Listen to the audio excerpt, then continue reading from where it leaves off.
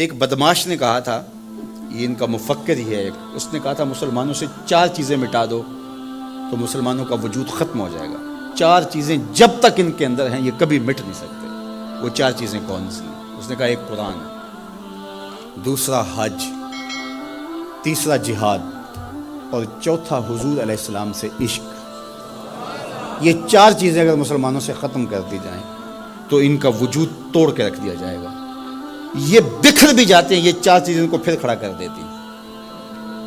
تو قرآن مجید غیر متبدل ایک پیغام حق ہے اور اس کی زیر زبر بھی نہیں بدل سکتی۔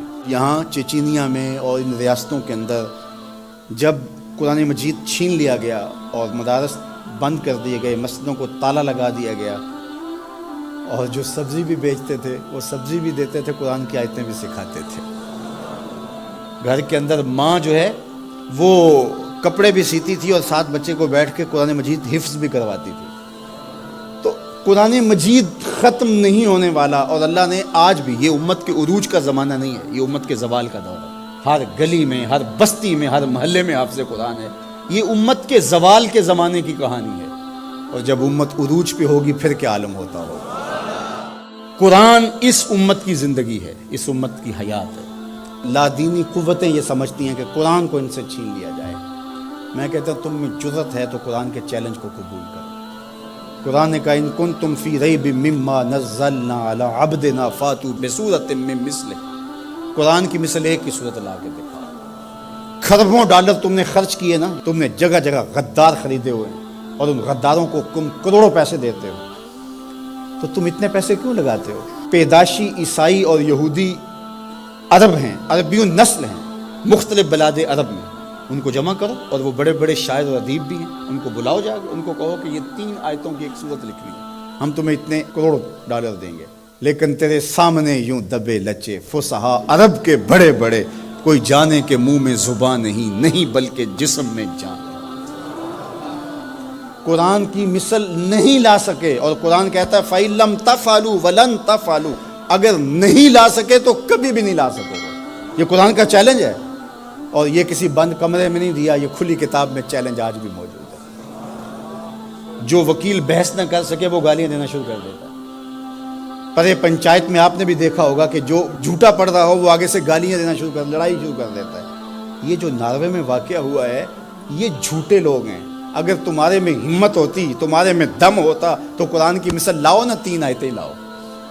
لیکن یہ آگ لگانے کا مطلب کیا ہے؟ آگ لگانے کا مطلب کہ تم اپنی شکست تسلیم کر رہے ہو کہ ہم اس کتاب کا مقابلہ نہیں کر سکتے، اس لیے گندگی اور غلاظت پہ اتر آئے ہو اور قرآن مجید کے نسخے کو آگ لگانا جانتے ہو۔ اور میاں تم کسی نسخے کو تو آگ لگا لو گے، لیکن جو روحوں پہ لکھا ہوا ہے اس کو آگ کیسے لگاؤ گے؟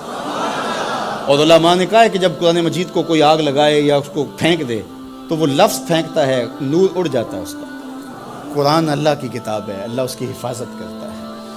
تو یہ بات ذہن میں رکھیے، یہ شکست خوردہ ذہن کی علامت ہے کہ یہ جو کچھ کیا گیا ہے یہ بالکل نکھٹو قسم کے، یہ ہارے ہوئے شکست خوردہ لوگوں کا مزاج ہے کہ وہ کتاب کو آگ لگا رہے ہیں۔ میاں یہ کیا بات ہوئی؟ دنیا کی کسی بھی تہذیب میں ایسا ہوا ہے؟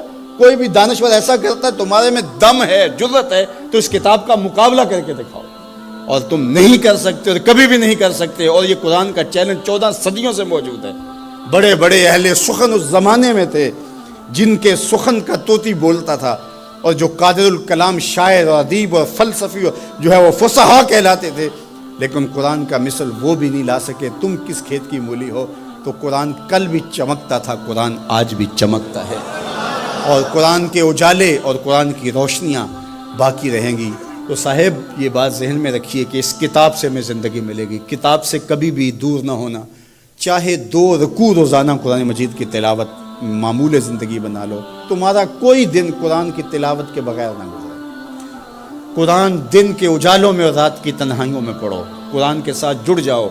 یہ کتاب زندہ ہے، بلکہ اقبال نے تو کیا خوب بات کہی کہ فاش گوئیں مانچ در دل مزمرست، این کتاب نیز چیزیں دیگر است۔ اقبال کہتا ہے میں کھل کے نہ کہہ دوں جو میرے سینے میں چھپا ہے۔ یہ کتاب نہیں، یہ کوئی اور ہی شے ہے۔ یہ اللہ کی وہ لٹکتی ہوئی رسی ہے جس کا ایک سرا تمہارے ہاتھ میں ہے، دوسرا سرا اللہ کے دست قدرت میں ہے۔ اس کتاب سے جڑ جاؤ۔